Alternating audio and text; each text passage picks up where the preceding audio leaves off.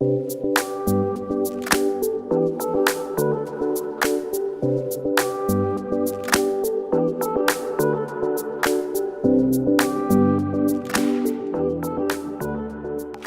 I'm lucky enough to be here today with Alicia and interviewing her and talking about her journey and her life after university as one of USC's alumni in occupational therapy.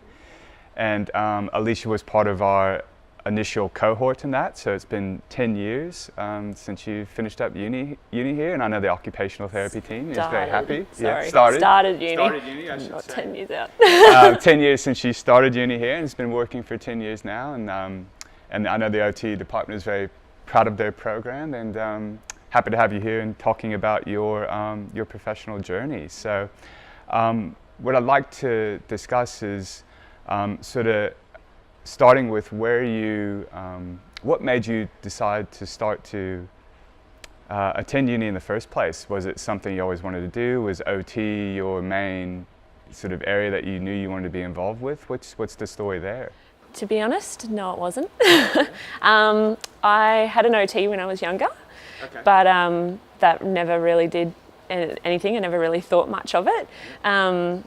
I went on to be a massage therapist and a sports massage therapist, and have always worked in the athletic side of things. So I've been a personal trainer and did all those kind of bits and pieces, and then worked overseas doing massage, but it was a bit too hardcore. So I started to lose sensation in my arms, and from massaging 24 hours for 14 days, 14 hours a day, 7 days a week.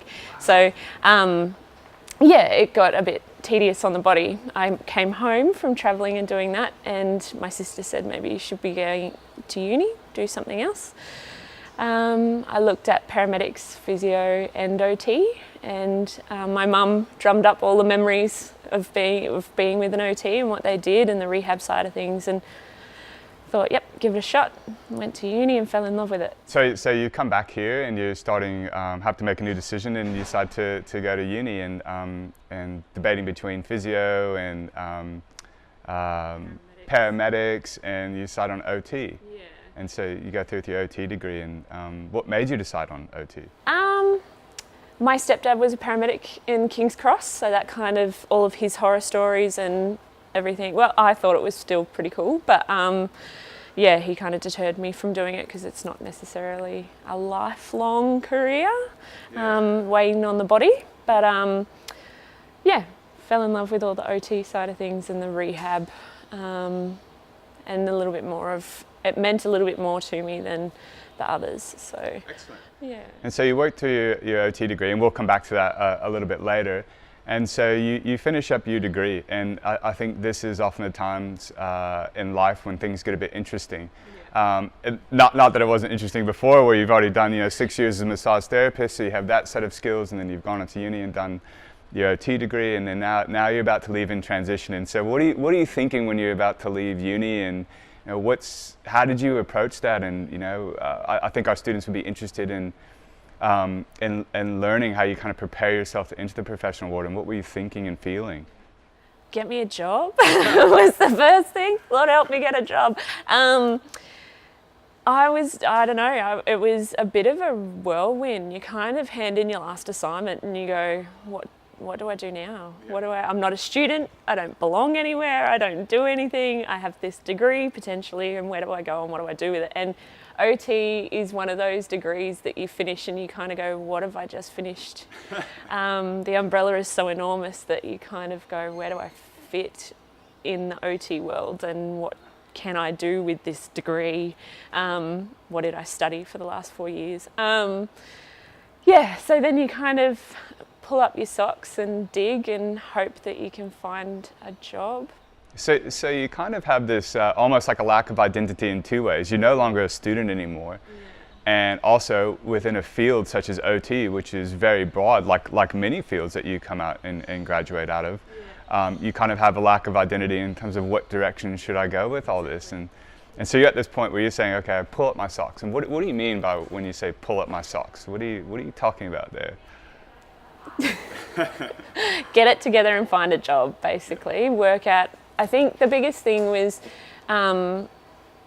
the job that I wanted, I kind of knew what I wanted to do. I roughly knew where I wanted to fit, but it's hard to get roles as, you know, in your particular field, potentially. So like I loved kids, I loved burns, hands, plastics, vascular, that kind of stuff. From the sporting side of things, I loved amputations and prosthetics and all that kind of stuff as well, and they're really hard fields to get into as a new grad. So it was going, pull up your socks, take a job that you can get the experience and use that as a stepping stone to get to where you want to be. So.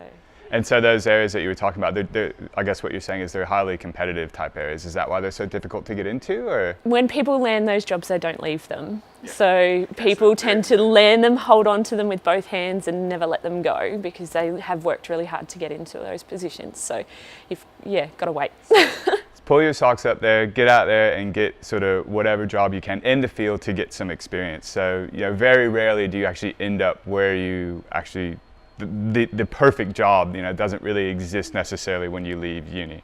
Not necessarily, for me it didn't. Yeah. Some of my friends landed their dream job and they were like, yay, this is wonderful, I'm done. And I'm like, you suck. But for me, it was a bit more of a longer journey.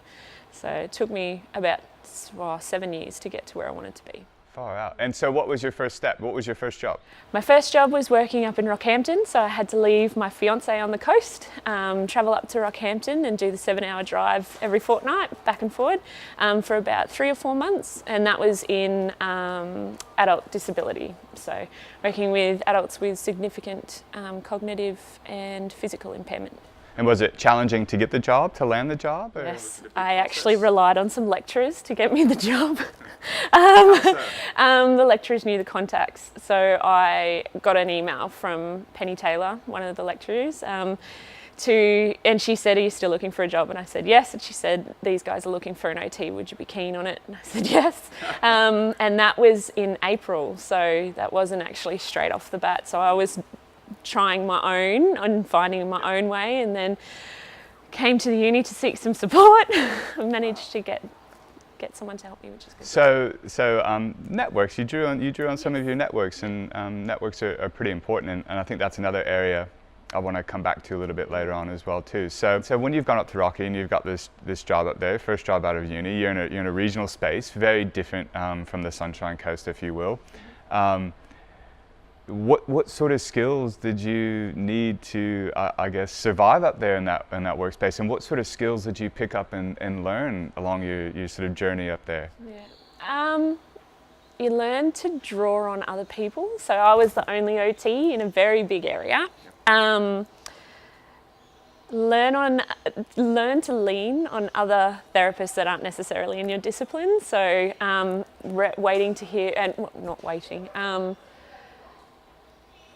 Taking advice from other people that you necessarily wouldn't expect to take advice from. So allied health professionals, so your physios, your speechies, but dietitians, social workers that can pull out some amazing stuff that you're like, I hadn't even thought of that. So it's just a different scope that they use that gives you a different angle to look at. But also using the families, using the clients themselves, going back and researching and using your cohort.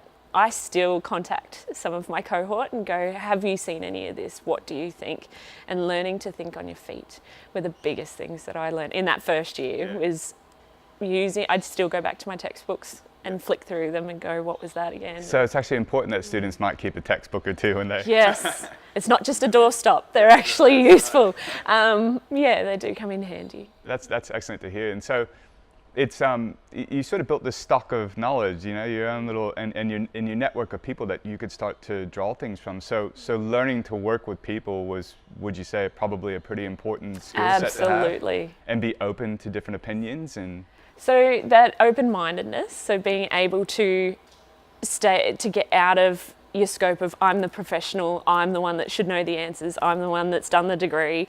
Lose that thought because you're not the expert in the client, and in most cases, in every case, you can't know everything. You physically cannot know everything, so you can't, provide every therapeutic intervention that you want to. You can't Yeah, there's, I'm just trying to think. It's just everything's different. Every case is almost a one-off when you. Absolutely. Every client's different. Every social situation is different, regardless of location, whether you're far up north on your own or you're in the inner city Brisbane and you're in amongst the whole hustle and bustle of therapeutic life. You've still got to think on your feet, and you still rely on other people to help you through from time to time. So it's these people skills, so understanding and teamwork really, and collegiality with other disciplines that are in your particular industry, which is healthcare. Yes. And working with them to provide the best possible service that you can. Yeah. The round. Oh goodness, well-rounded is the word. But other people use holistic. I feel it's used way too much. Fair enough. I would probably agree with you. A multimodality approach. So I'm not a speechy, I'm not a physio, I can't do those kinds of things. So where the grey areas start, that's where you start to join heads and use your network and the people around you and refer on when you can. Was it challenging to initially learn how to work with people and I guess communicate with people in that regard, or? Initially, it depends on the people. Like, it depended on the people and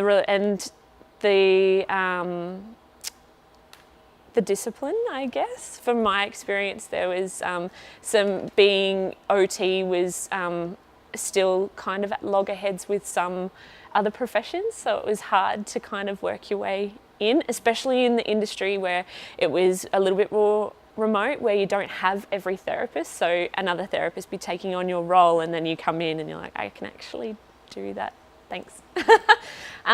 So yeah, those kind of conversations and having the ability to breathe and relax and just go with the flow is something else as well. Now that you can't be a perfectionist, perhaps, that you have to work your way through it.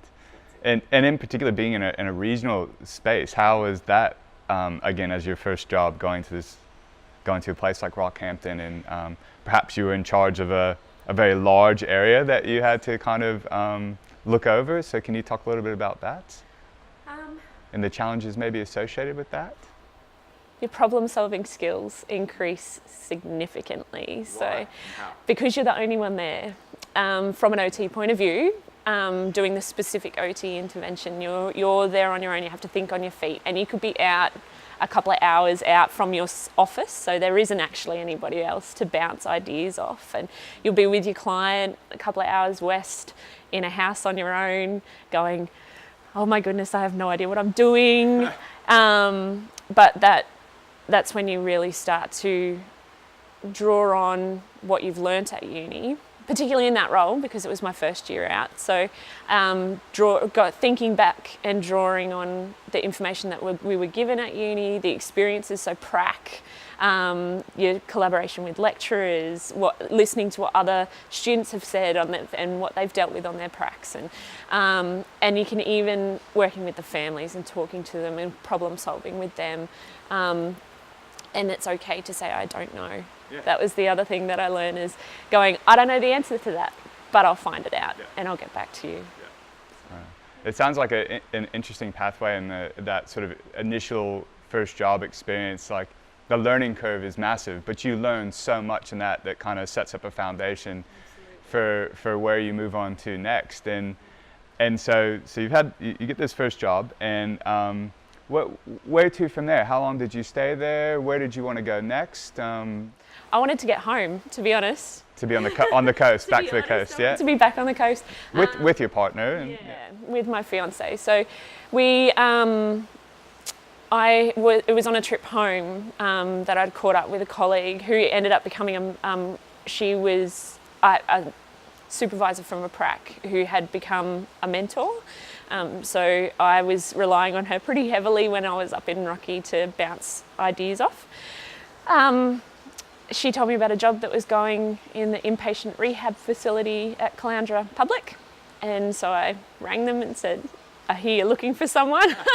So you had to be a bit proactive and get in it, and applied for the job there, and I got it, which was really good. So within, I think it was that same trip home, so I was home for about a week, and I got home, rang them, had an interview. By the time I left, I'd had the job, went back to Rocky, handed in my resignation. Do you feel like that first job gave you a bit of momentum and a bit of confidence to do something like that? So maybe you wouldn't have necessarily just rang someone up off the bat like that when you first graduated, but but through working in your first job, you learned that taking that proactive initiative and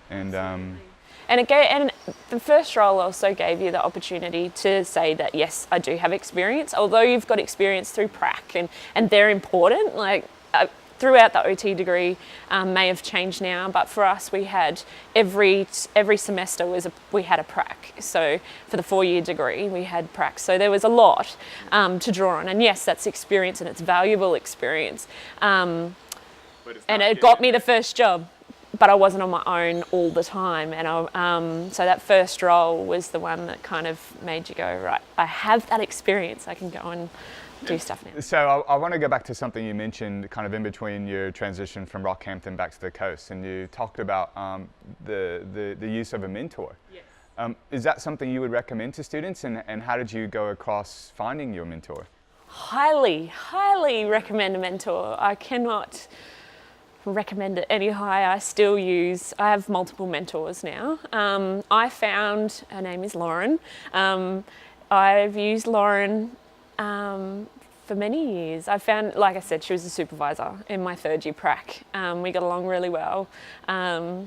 And I was able to rely on her.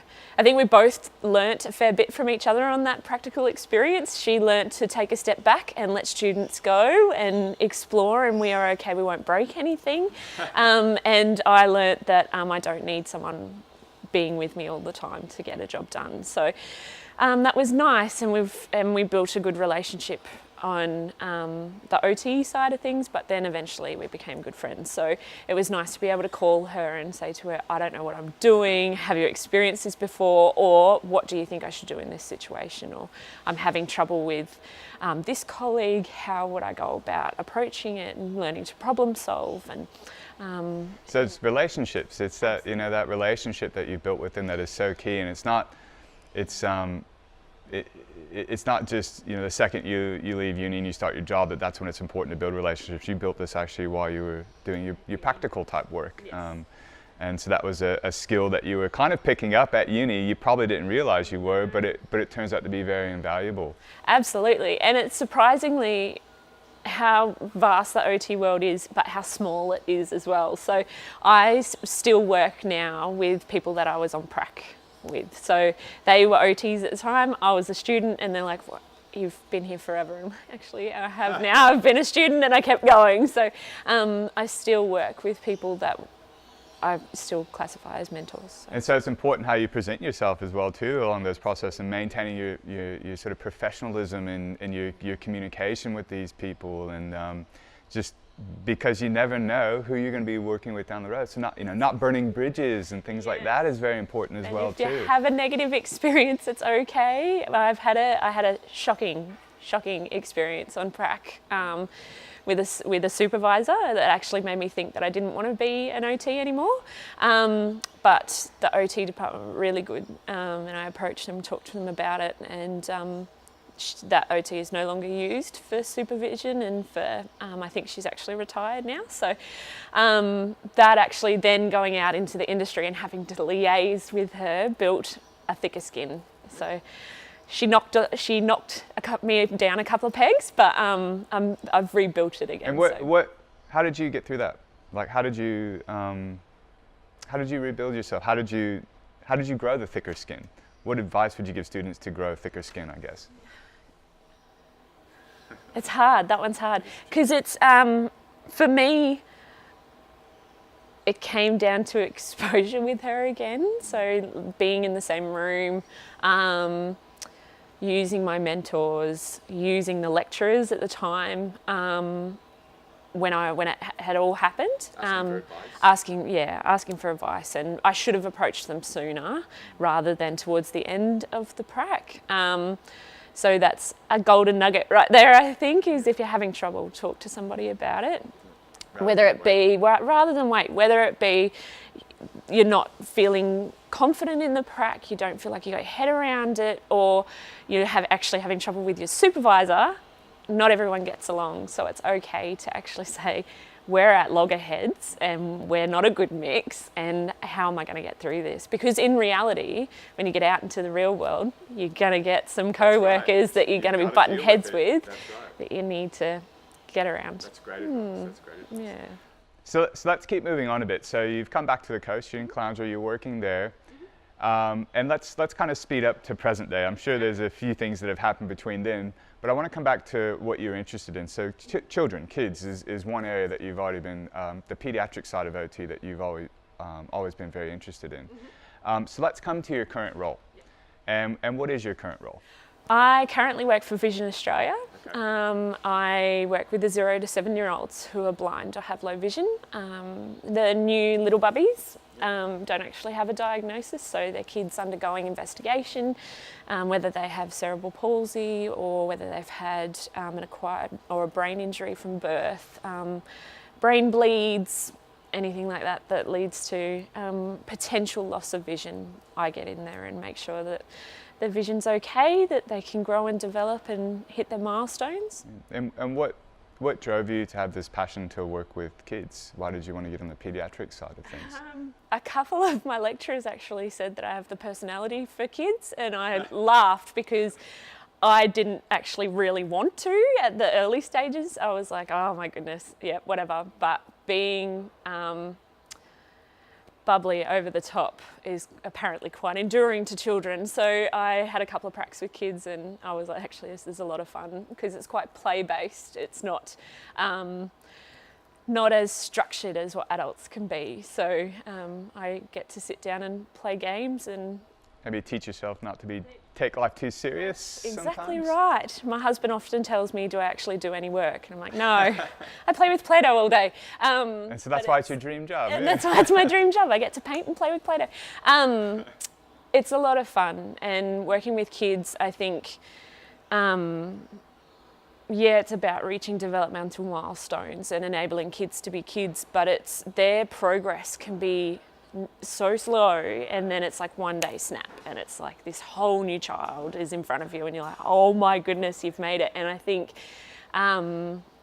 they're the key bits to the job, is when you see something change. It's a huge change for kids. Like, it's big for adults, but they kind of don't celebrate it as much as little kids do. Kids are like, oh my gosh, I can feed myself now.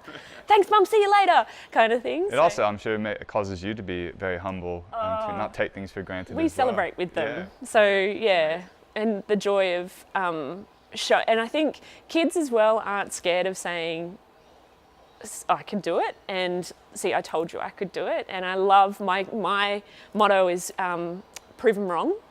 Yep. So I love kids when they turn around and go, I've proven you wrong. Yep. And that's what I love about it. That's really nice to hear. I love that motto, actually, prove them wrong. And with working with kids, what sort of skills do you think kids have brought out in you that you didn't realize you had in terms of your own sort of professional path, I guess? They've taught me that it's okay to cry because life is hard. And in this industry, you do see children pass away. You do see the whole side of families. You see complex social situations. You see things become amazing, and that in itself can evoke an emotional response. The key is to not cry more than the child or the family. But I think, because a lot of the kids that I have worked with in the past have been palliative, so seeing that pathway has kind of opens you up to be a little bit more vulnerable with some of your clients. But I think sharing a little bit of yourself is important, especially when you're talking to parents that are like, you have no idea, and bringing out your own personal.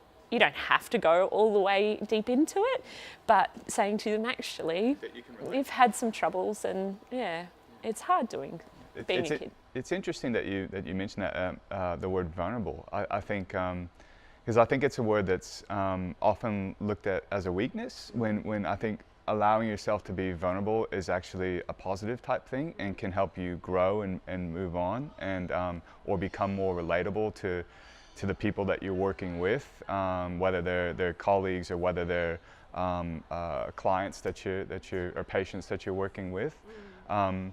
So yeah, I think it's quite interesting that you mentioned that word vulnerable. And do you think it's important for future graduates and for students moving out into the workforce to it's okay to be a bit vulnerable, and you almost have to make yourself vulnerable sometimes? Would that be on track? Or I think so. I think relatable. You have to be relatable. If you're this rigid person sitting there, regardless of what industry you go into, whether you do pediatrics, palliative, adults, mental health, whatever, if you're this rigid cardboard cutout person that's only textbook, I don't do that, you're not going to get anywhere. And they're a human being that you're dealing with, so it's okay to be a human being back. That's why we became OTs, and that's why we are in allied health, because you have a passion for people and for enabling them to engage in everything that they want to do and who they want to be. So. Yeah, that's it. No, it's really nice to hear that. That's the reason why you become that, is because you enjoy the people aspect of it. And how did your degree? Did your degree help prepare you for that? Do you think, looking back on it, like what are areas of skills or knowledge that you think you picked up from your program or from your prac within your program that helped you deal with kids, or do you think you've learned more from kids than maybe you thought? It's a little from column A and a little from column B. You learn a fair bit. Like a couple of our lecturers were pediatric therapists, and having conversations with them about how you approach and what you do and all that kind of stuff. But I think the biggest growth was actually being thrown into the mix and the kids just looking at you going, I'm not doing that. And you're like, no, we have to. And they're like, no, I'm not doing it. And you're like, oh, crap. So how do you get a kid to do something they don't want to do then? So there's different techniques that you learn along the way. I like to use rules. You've got 2 rules, and then the first rule is listen. First rule could be, I want you to go from here to here. And the second rule is, I want you to stop when I tell you to stop.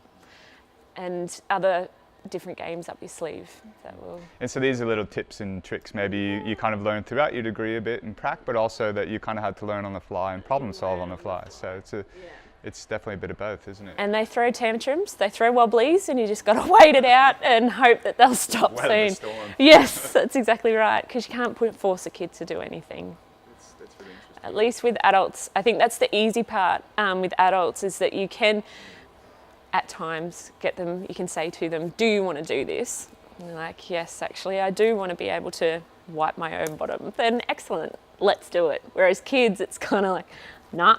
Like, come on. Yeah, they're pretty blunt.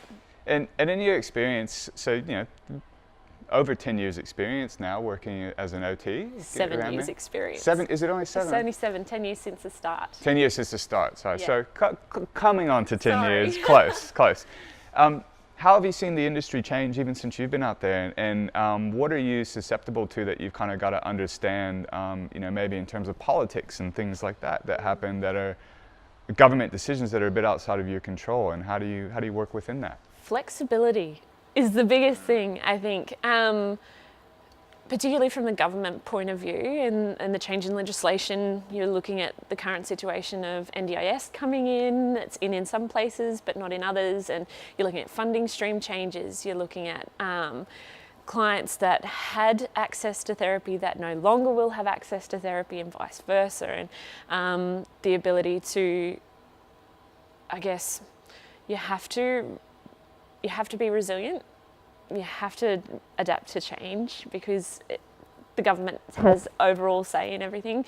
In some instances, like with policies, like I have to continually change and grow and do my PD and do all that kind of stuff, because I'm going to go into an industry which is coming where my scope will slightly change. So people leave, they will no longer fund particular positions, so we may lose physios, we may lose orientation and mobility specialists, we may lose those kind of guys in particular industries, or in particular companies. So then they take the next closest and go, okay, you cover that grey area, and you're like, I have to do what? So you have to then do your PD, go and learn more, go and get your experience, and where you can, use external agencies to cover the more specific stuff that isn't in your scope of practice. Okay. So constant learning, never stops. Flexibility, adaptability, always being prepared to work within the context that you have to work in. I mean, these are important things for students to be aware of as they start to transition. The OT world in itself has changed significantly as well. So, and it depends on where you've gone into. So hospital settings are completely different to community, completely different again to, you know, palliative and pediatrics, all that kind of stuff is completely different. But I think the introduction of technology has changed so much. That was another question of mine. How has that changed the industry a lot? If you look at kids with vision impairment, you've gone from kids that had to use Braille. They had to use Braille. There was no other choice. You now have auditory feedback. You now have magnifiers that can be in your iPad that can magnify things to be so big that little kids in classrooms now don't have to go, they can be mainstream. They don't have to go to be segregated. They can be go integrated. They can use different pieces of equipment that necessarily weren't available 5 years ago, let alone 2 years ago. And so you have to learn how to use these equipment, yes. this equipment and technology in your practice, right? Yeah. So again, that constant sort of learning. Absolutely, and it changes from position to position. So I didn't know a lot about magnification in my previous role, and then I came into VA, which is very specific, and learning about different specialists, so orientation and mobility specialists. I'm like, who are you and what do you do? And then magnification on top of that, and all the other pieces of adaptive equipment that go on top of it too. So constant learning, constant steep learning curve. You're never not a student. You're always a student. It's really good advice, I think. And if we just zoom out a little bit to the bigger picture here, so I think you've talked a lot about some skill sets and knowledge area that are important in your profession, but there's also a lot of crossover with that in navigating your job, like navigating your professional journey in general as a person, as a human being working as a professional. Would you say is it kind of equal importance, or is one more important than the other, to kind of have pockets of different skill sets? Like, do you need pockets of different skill sets, or is it better just to have, you know, your one set of technical OT type skill sets? Or what do you need to navigate not only your profession, but also your journey within that profession? What do you think is important? What advice would you give students? I actually have a USB stick. I have multiple USB sticks of where I have acquired information from everywhere that I've gone. So I have a system, but it's also about taking those pockets of knowledge. So yes, my first job out was in adults in disabilities. I then used that knowledge to do some of that knowledge when I went into vocational rehab, and the knowledge from vocational rehab from people with multiple mental health issues, using that to then into pediatrics with grief and loss and all that kind of stuff. So yes, it's a bit of both. You need that pocket information to draw on. I like to refer to it as our toolbox. Because you may not need a hammer today, but you might need it tomorrow. So keeping it stored in the backs of your brain somewhere and using it later on in life. But you also need that specific knowledge. So a prime example, I've worked in cerebral palsy, worked with CPL for a long time, and I've worked in Vision Australia. The vision aspect is significant with kids with an acquired brain injury, or CP, and that's how it led me to get into Vision Australia, because 85% of kids with cerebral palsy have a vision impairment. That is often overlooked. And I remember sitting there looking at some kids going, what do I do? Like, I've covered everything else in the human body, but like with them, I can't concentrate on the vision as well. So after leaving that job, going into VA, using that knowledge to this very specific knowledge of vision, and going, okay, and actually relating it back to clients, going, I could have done this with that person to make it easier and better.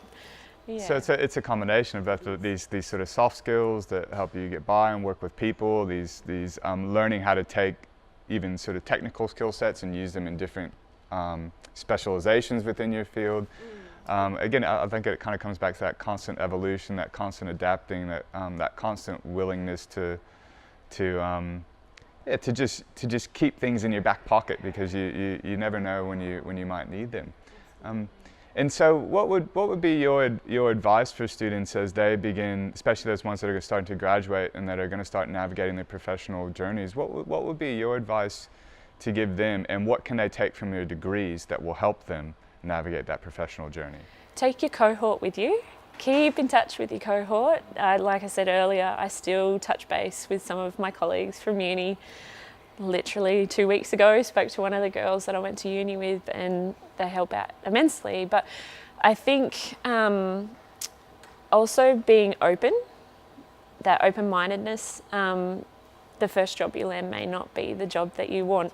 But it might be a stepping stone, or it might be just a foot in the door. It might be the dream job, who knows? But it's about being open-minded and being flexible and willing to learn. Yes, you have this degree under your belt and you think you know everything, but you don't necessarily know everything. But you do know some aspects, and particularly when you come across some older generation OTs that come from a different frame of reference. They've come from a different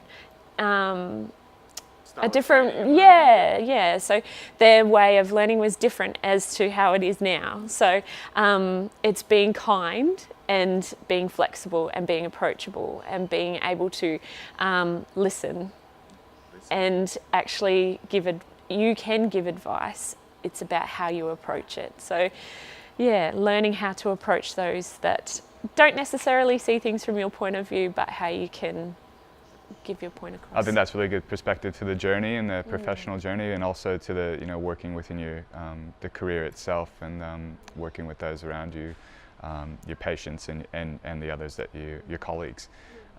So one final thing I want to ask you is, as part of this alumni interview series, is what do you think is the perk of your job, or what's the funniest experience you've had in your job or across your journey and your career path? What sort of makes you smile or makes you laugh every now and then when you think about it? Here's one for you. So working closely with a speechy, we got a communication device in. My role was to help them access the speech device. So using eye gaze, so using their eyes, because they physically couldn't actually hit a switch or hit a button to engage the communication device. She was 16 and had never been able to communicate at all. We got the eye gaze going, got her set up. Second time in, she told her mum her favourite colour was pink and that she wanted a massage on her head.